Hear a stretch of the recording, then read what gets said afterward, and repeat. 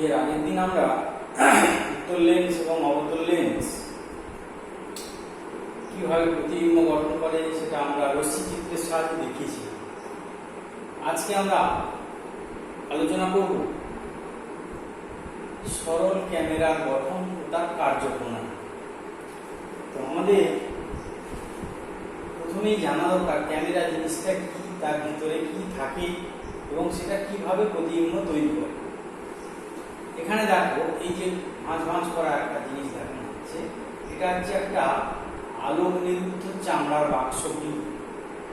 অর্থাৎ এর দৈর্ঘ্যটাকে আমরা কম বেশি করতে পারি এবং তার সামনে একটা উত্তল লেন্স বা অভিলক্ষ বসানো থাকে। এই চামড়ার বাক্স এবং লেন্সের মধ্যে একটা গোলাকার ছিদ্রযুক্ত অংশ থাকে, যেটা মূলত কতগুলো গোলাকার চাকতির সাহায্যে তৈরি করা হয়েছে। কতগুলো ধাতব চাকতির সাহায্যে একটা গোলাকার ছিদ্রযুক্ত অংশ তৈরি করা হয়েছে। ধাতব পাতের সমন্বয়ে তৈরি গোলাকার বৃত্তাকার ছিদ্র, যার ভিতর দিয়ে আলো কতটা ঢুকবে সেটা নিয়ন্ত্রণ করা হয়। অর্থাৎ এই গোলাকার ছিদ্রের ব্যাস কমিয়ে এবং বাড়িয়ে আমরা একটা লেন্সে কার্যকর উন্মেষকে কমাতে বা বাড়াতে পারি। প্রথমে হলো একটা চামড়ার আলোক নিরুদ্ধ চামড়ার বাক্স, যার ভিতরটা পুরো কালো রং করা থাকে। তার সামনে একটা লেন্স থাকে, যেটাকে বলছি অভিলক্ষ। অভিলক্ষের পরে একটা এই যে ডায়াফ্রাম, যেটাকে বলছি এই ডি ডায়াফ্রাম হচ্ছে গোল বৃত্তাকার ছিদ্র। এটা কতগুলো ধাতব প্লেট দিয়ে তৈরি করা হয়। এই গোলাকার ছিদ্রের ব্যাস প্রয়োজন মতো আমরা কমাতে এবং বাড়াতে পারি, যাতে কিনা কত পরিমাণ আলো ঢুকবে সেটা এই ডায়াফ্রাম দ্বারা নিয়ন্ত্রিত করা হয়। এই ডায়াফ্রামের ছিদ্রের ব্যাস যদি কমিয়ে দেওয়া হয়, তাহলে লেন্সের কার্যকর উন্মেষ কমে যাবে, আর বাড়িয়ে দিলে বেড়ে যাবে। তাই এই কমিয়ে বাড়িয়ে আমরা কিন্তু ছবির স্পষ্টতাটাকে ঠিক করতে পারি। তারপরে থাকে দেখো, অর্থাৎ ডায়াফ্রাম এবং লেন্সের মাঝখানে থাকে শাটার। সেটাও এমন একটা ব্যবস্থা যার সাহায্যে আলো কত সময় ধরে এই ক্যামেরায় ঢুকবে, এই বাক্সে ঢুকবে, সেটা নিয়ন্ত্রণ করা হয়। 1/10 সেকেন্ড 1/10 সেকেন্ড সময় থেকে 1/100 সেকেন্ড পর্যন্ত টাইমটাকে নিয়ন্ত্রণ করা হয়, যাতে কিনা আমাদের ছবিটা খুব স্পষ্ট আসে। আর পিছনে একটা ফটোপ্লেট থাকে এবং সেটা উপরে ফটোপ্লেটের উপরে সিলভার ব্রোমাইডের প্রলেপ লাগানো থাকে। এইবার সামনে আমরা দেখছি লেন্সের সামনে, ক্যামেরার সামনে একটা লেন্স আছে। এই লেন্স এর অভিলক্ষ, এর সামনে ফোকাস দূরত্বের বাইরে এখানে এই ফোকাস দূরত্বের একটু দূরে যদি বস্তু রাখা হয়, তাহলে প্রতিবিম্ব কিভাবে হবে? লেন্সের ভিতর দিয়ে প্রধান অক্ষের সমান্তরালে গিয়ে ফোকাসের মধ্যে দিকে পর্যায় করবে, আর একটা আলোক কেন্দ্রের মধ্যে দিকে পর্যায় করবে। এখানে দেখো যে পি বস্তুটা আছে, তার প্রতিবিম্ব কিন্তু এখানে তৈরি হয়েছে। সেটা হচ্ছে সৎ অবশিষ্ট এবং সৎ অবশিষ্ট প্রতিবিম্ব, এবং এটা এই দূরত্বের উপর নির্ভর করে প্রতিবিম্বের সাইজ কখনো ছোট হবে, কখনো বড় হবে। এই হলো আমাদের সরল ক্যামেরার গঠন এবং কার্যপ্রণালী। আমি আরেকবার বলছি, সরল ক্যামেরা জিনিসটা কি? একটা চামড়ার আলোক নিরুদ্ধ একটা চামড়ার বাক্স, যার সামনে একটা লেন্স লাগানো থাকে বা লেন্স বা অভিলক্ষ। এই চামড়ার বাক্সটা ভিতর থেকে কালো রং করা থাকে, যাতে এর মধ্যে কোনো প্রকার আলোর প্রতিফলন না হয়। তাহলে চামড়ার বাক্স, তারপরে সামনে থাকে লেন্স, সেটাকে আমরা অভিলক্ষ। তারপরে থাকে শাটার, যার সাহায্যে আলো কত সময় ধরে ঢুকবে সেটা নিয়ন্ত্রণ করা হয়। তারপরে থাকে ডায়াফ্রাম, অর্থাৎ আলো নিরুদ্ধ চামড়ার বাক্স এবং শাটারের মাঝখানে থাকে ডায়াফ্রাম। ডায়াফ্রাম হলো একটা গোলাকার ছিদ্র, যেটা কতগুলো ধাতব প্লেট দিয়ে তৈরি। এই ছিদ্র চোখের ব্যাসটা আমরা কিন্তু কমাতে বাড়াতে পারি, যাতে কিনা এই লেন্সটা কার্যকর উন্মেষ কমে এবং বাড়ে। তার সাহায্যে আমরা কিন্তু এই চামড়ার আলোকবিদ্ধ চামড়ার পিছনে রাখা যে ফটো প্লেট আছে বা যেটাকে আমরা পর্দা বলছি, এই ফটো প্লেটে যাতে সুন্দর ছবি তৈরি হয়। তাহলে এই লেন্সের সামনে অর্থাৎ এই লেন্সের প্রথম ফোকাস দূরত্ব তার চেয়ে একটু দূরে যদি বস্তু রাখা হয়, তাহলে সমান্তরাল আলো সেখানে পড়বে, প্রতিষ্ঠিত হয়ে পর্দায় গিয়ে পড়বে এবং একটা আলোক কেন্দ্র দিয়ে গিয়ে পর্দায় পড়বে। এখানে প্রতিবিম্ব সৎ হবে এবং অবশিষ্ট হবে। আর এখানে সিলভার ব্রোমাইডের প্রলেপ দেওয়া হয় কেন না, এই আলো গিয়ে যখন এই পর্দায় পড়বে তখন সিলভার ব্রোমাইড রাসায়নিক পদার্থ সে একটা ছবি তৈরি করবে, পরবর্তীকালে যেটা আমরা দেখতে পাই। ঠিক আছে, এই হলো আমাদের সরল ক্যামেরার গঠন এবং কার্যপ্রণালী। আচ্ছা, এবারে আমাদের মানুষের চোখের দৃষ্টি সমস্যা এবং তার প্রতিকার। মানুষের চোখে কিভাবে প্রতিবিম্ব তৈরি হয়, একটা বাইরের থেকে যখন আলো এসে ঢোকে, বিভিন্ন বস্তু থেকে আলো এসে যখন চোখের মধ্যে ঢোকে, তার প্রতিবিম্ব কিভাবে তৈরি হয়। আমাদের চোখ সম্বন্ধে তোমরা বায়োলজিতে ভালো করে পড়বে, কিন্তু এখানে আমার জাস্ট যেটুকু লাগবে সেটুকু আমি বলার চেষ্টা করছি। চোখ দেখো, চোখের যে সামনের অংশটা দেখাচ্ছি, এটা হচ্ছে তোমার কর্নিয়া। এই কর্নিয়ার ভিতরে থাকে একটা লেন্স, একটা উত্তল লেন্স থাকে, যেটা একটা লিকুইড দিয়ে তৈরি, যার প্রতিসারাঙ্ক প্রায় 1.33 বা তার চেয়ে একটু বেশি।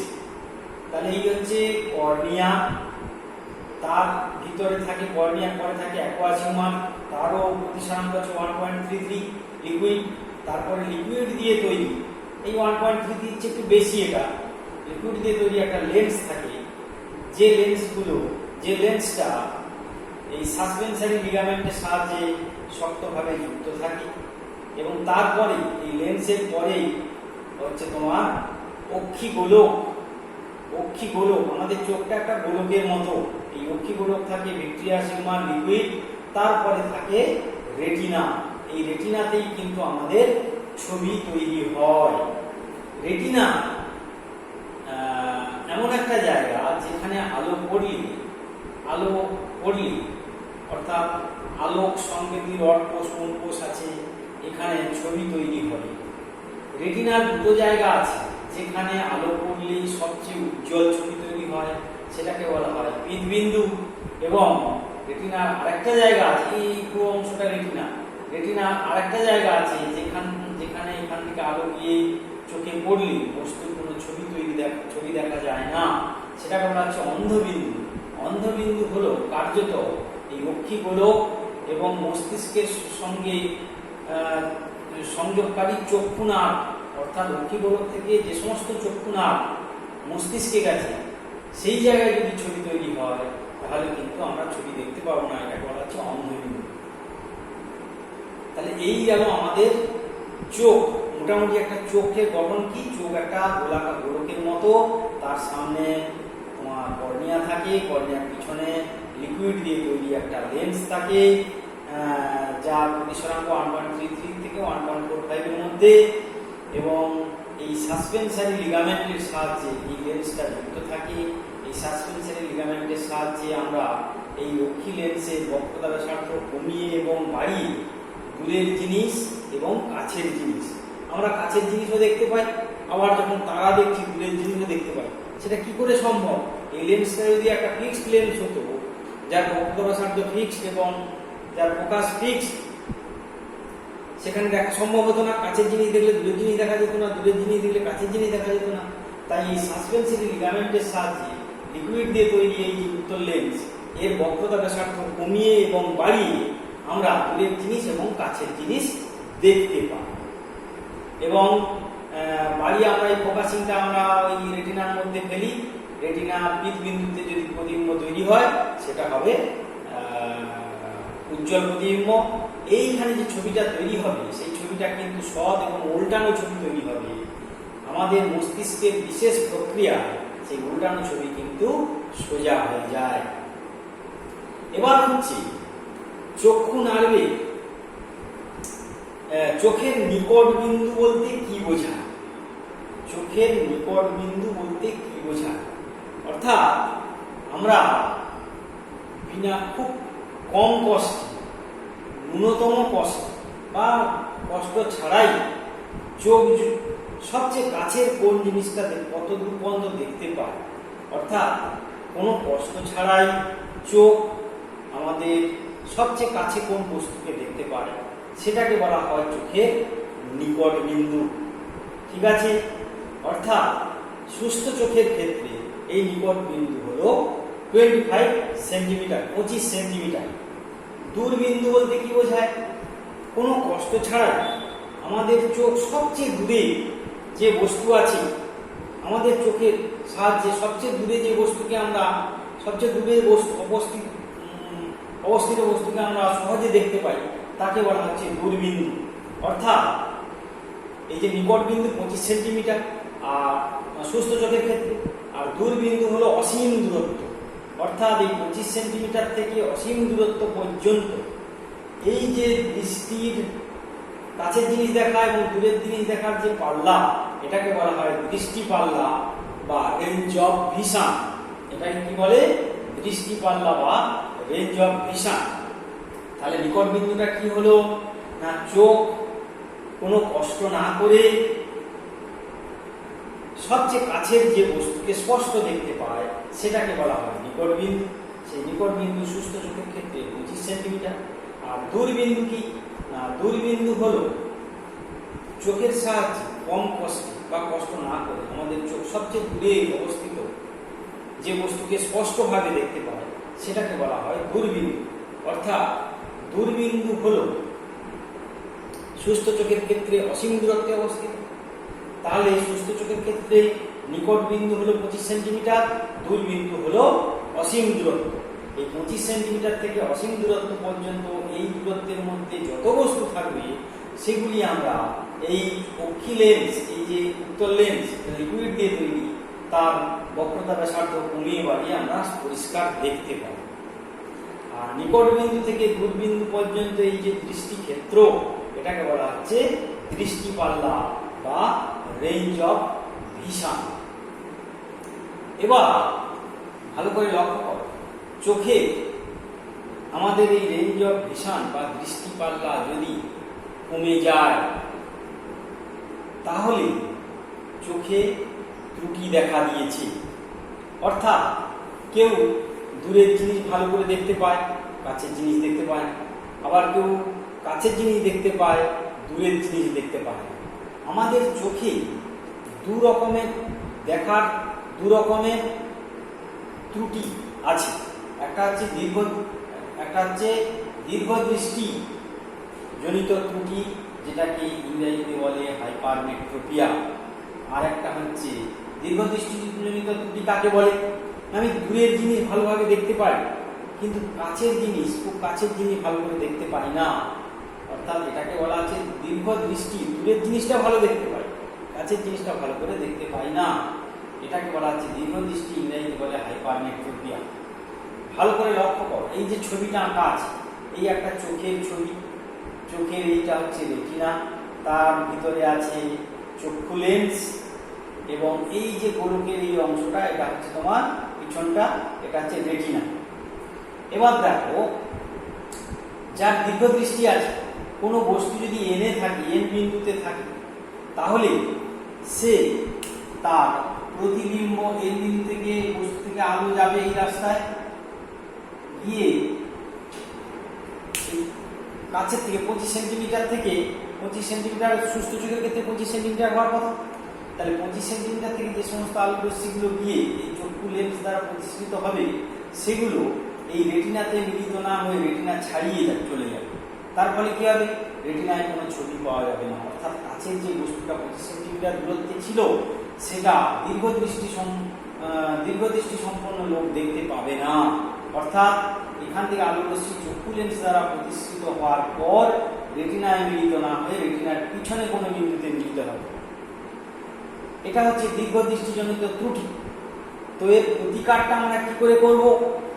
না, প্রতিকার অর্থাৎ আরেকটু বলে নেওয়া ভালো যে এনে ভালো করে দেখতে পাচ্ছেন, কিন্তু এন থেকে আর একটু দূরে যদি আসে এন ড্যাশ, এখানে এলে বস্তুটাকে দেখা যাচ্ছে। তার মানে এই দীর্ঘদৃষ্টিজনিত ত্রুটির জন্য লোকটির নিকট বিন্দু এন ড্যাশে অবস্থিত, এনে আর নেই, এন ড্যাশে অবস্থিত, এনে আর নেই। 25 সেন্টিমিটার থাকলে দেখতে পাচ্ছে না, 25-এর চেয়ে বেশি কোনো দূরে 25 সেন্টিমিটারের চেয়ে বেশি কোনো বিন্দুতে বস্তু থাকলে তাকে দেখা যায়। তাহলে দীর্ঘদৃষ্টিজনিত লোকের নিকট বিন্দু কোনটা হচ্ছে এন ড্যাশ। তাহলে এই ত্রুটিটা আমরা দূর করব কি? এই ত্রুটিটা দূর করার জন্য বা প্রতিকার করার জন্য এই দীর্ঘদৃষ্টিজনিত লোকের চোখ, এই চোখের সামনে একটা উপযুক্ত প্রকাশ দৈর্ঘ্যে একটা উত্তল লেন্স রাখতে হবে। উত্তল লেন্স রাখলে কি কাজ হবে না, 25 সেন্টিমিটার দূরে অবস্থিত যে বিন্দু সেখান থেকে আলোক রশ্মি গিয়ে ওই লেন্সে আপতিত হবে। আপতিত হওয়ার পর লেন্সে প্রতিষ্ঠিত হবে। প্রতিষ্ঠিত হলে কি হবে, সেই রশ্মি কিছুটা অভিসারী হয়ে যাবে। অভিসারী হয়ে যাওয়ার পর অক্ষি লেন্স অর্থাৎ চোখের যে লেন্স উত্তল লেন্স তাতে পড়বে এবং সেটা প্রতিষ্ঠিত হওয়ার পর একদম রেটিনায় গিয়ে মিলিত হবে। তার ফলে কি হবে না, আমরা বস্তুর ছবিটা দেখতে পাবো। এখানে দেখো এমনভাবে আলোক রশ্মিটা যাবে, এই যে 25 সেন্টিমিটার বা কাছের বিন্দু থেকে এখান থেকে গিয়ে প্রতিষ্ঠিত হয়ে যখন বাইরে একটা উত্তল লেন্স লাগানো আছে, যেটা আমরা চশমা বলি, চশমার সাহায্যে আমরা উত্তল লেন্স লাগিয়ে ফেলেছি, তাহলে এখান থেকে আলোক রশ্মিটা যাবে, গিয়ে গতিপথ পরিবর্তন করে অক্ষি লেন্স দ্বারা প্রতিষ্ঠিত হয়ে এখানে মিলিত হবে এবং এইটাকে, এই যে রশ্মিটা চলে যাচ্ছে তাকে ডট ডট ডট ডট করে পিছনে বাড়ালে এন ড্যাশ বিন্দুতে মিলিত হবে। অর্থাৎ এন ড্যাশ বিন্দু মানে এমনভাবে এই লেন্সের ফোকাস দৈর্ঘ্যটা সেট করতে হবে যাতে কিনা এন ড্যাশ বিন্দু থেকে আসা আলোক রশ্মি মানে কাছের বিন্দু থেকে আসা আলোক রশ্মি যেন এন ড্যাশ বিন্দু থেকে আসছে বলে মনে হয়। অর্থাৎ 25 সেন্টিমিটার দূরে রাখা বস্তু তখন এই চশমা পরে সে সহজেই দেখতে পাবে। খালি চোখে 25 সেন্টিমিটার জিনিস, চোখ থেকে 25 সেন্টিমিটার দূরে রাখা বস্তুকে সহজে দেখতে পাবে না, কিন্তু চশমা লাগিয়ে দিলে উত্তল লেন্স যুক্ত যদি একটা চশমা লাগানো যায় তখন এই উত্তল লেন্সের এই অ্যাকশনের জন্য আলোক রশ্মি এমনভাবে বাঁকবে যাতে প্রতিসরণের পর যাতে কিনা মনে হবে যেন এই কাছের বস্তুটা এন ড্যাশ পজিশনে আছে। এইভাবে আমরা উত্তল লেন্স ব্যবহার করে, দীর্ঘদৃষ্টি থাকলে উত্তল লেন্স ব্যবহার করে সেই দীর্ঘদৃষ্টিজনিত ত্রুটি আমরা দূর করতে পারি। উপযুক্ত দৈর্ঘ্যের উত্তল লেন্স ব্যবহার করতে হবে। এরপরে আছে হ্রস্ব দৃষ্টি বা ইংরেজিতে বলে মায়োপিয়া।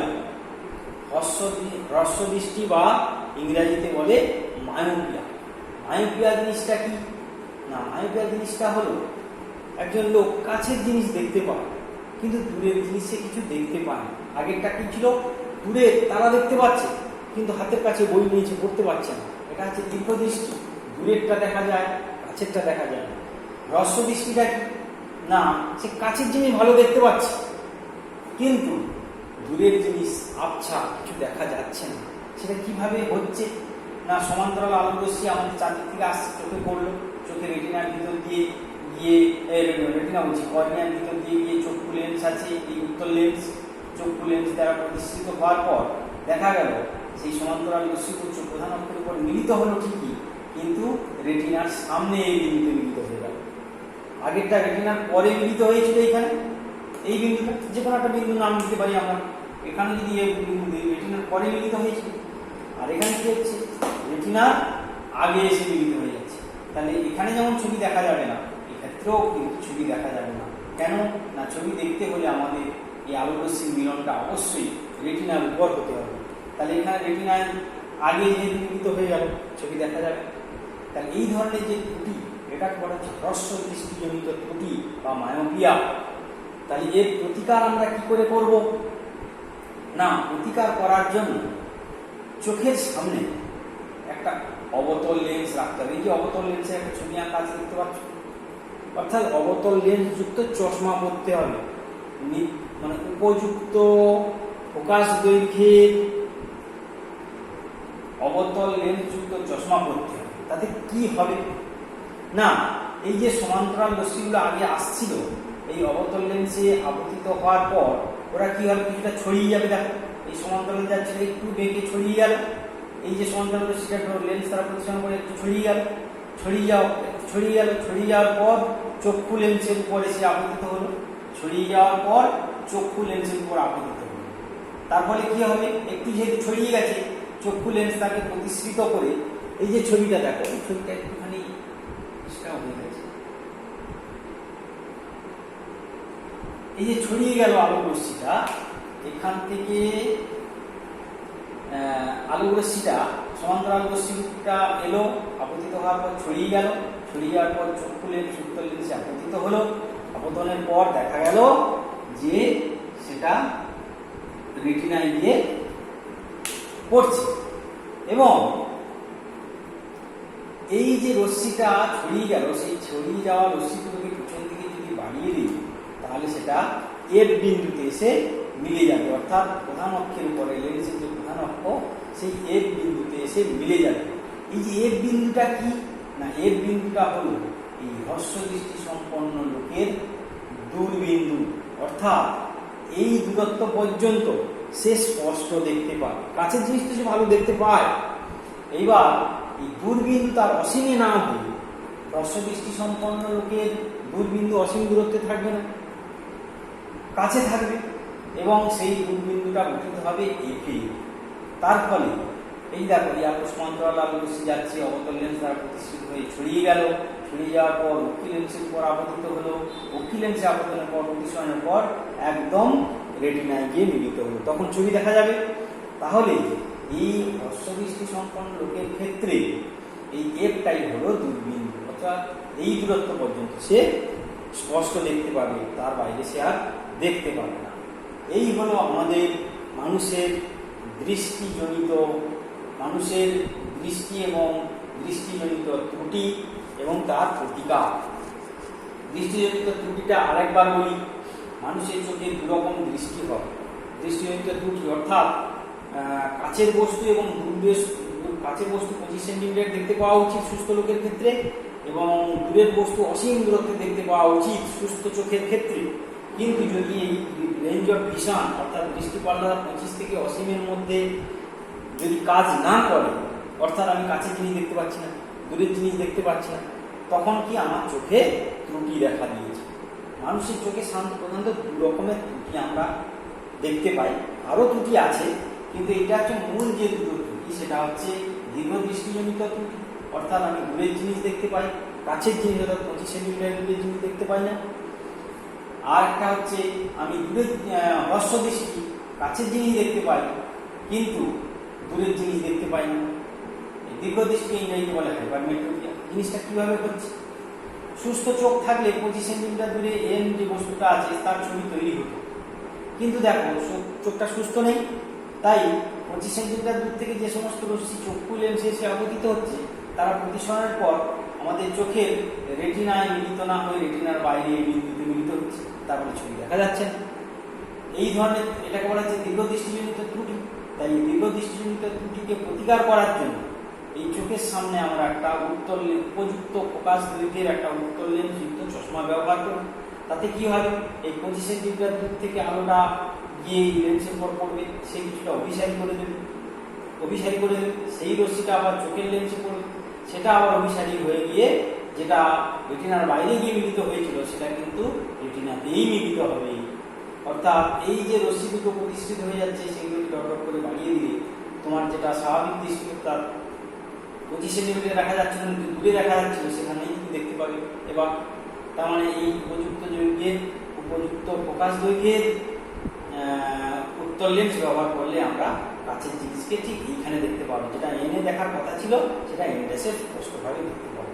এইভাবে আমরা দীর্ঘ দৃষ্টিজনিত ত্রুটি দূর করার জন্য আমরা উপযুক্ত ফোকাস দৈর্ঘ্যের উত্তল লেন্সের চশমা ব্যবহার করব। আর হ্রস্ব দৃষ্টি কি না, সমান্তরাল রশ্মি এসে চক্ষু লেন্সে প্রতিসরণের পর ওরা কি করবে না, রেটিনায় মিলিত না হয়ে রেটিনার আগে মিলিত হয়ে যাবে, সেক্ষেত্রেও আমরা ছবি দেখতে পাবো না।